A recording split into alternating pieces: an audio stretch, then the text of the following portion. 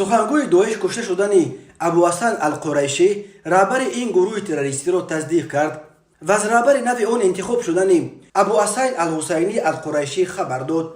ابو عمر المهاجر که او را همچون سخنگوی دویش مینامند روز 3 نوامبر سال 2022 با نشر یک ثبت صدایی در صفحه تلگرام خود به یگان اشاره به زمان و مکان مرگ القریشی را اعلام کرد. او تنها گفت که رهبر دویش در جریان نبرد با دشمنان خود کشته شد. رهبر قبلی دویش در ماه فوریه سال روان ضمن یک عملیات نیروهای زودعمل امریکا در خاک ادلب خود و اعضای اویلایش را با نارنجک محو کرده بود.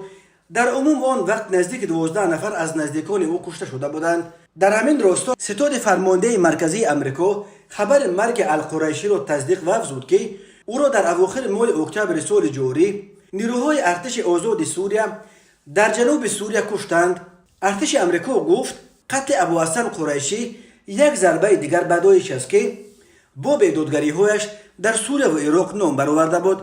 ارتش آزاد سوریه یک گروه متشکل آزادخواه است که به ضد رژیم پرزیدنت کنونی سوریه بشار اسد می جنگد. ابو عمر المهاجر گفته است که حالا ابوحسن الحسینی القریشی رهبر دویش را به دوش گرفته است. سخنگوی دویش رهبر نوش را یک مجاهد آب و تاب دیده توصیف کرده از پیروان گروه خواسته است که به او بیعت بسپارند. این سخنگو جزئیات بیشتر درباره القریشی نداد. کارشناسان میگویند که این تنها لقب جنگی او است و نام واقعی، ملت و تا به حال در کجا و به چه کار مشغول بودن این رهبر نو دویش نامعلوم باقی میماند. خبر کشته شدن باز یک رهبر دویش را در امریکا خوش پذیرفتند. جان کیربی سخنگوی شورای امنیت ملی امریکا گفته است که ما از خبر کشته شدن یک رهبر دیگر دویش استقبال میکنیم.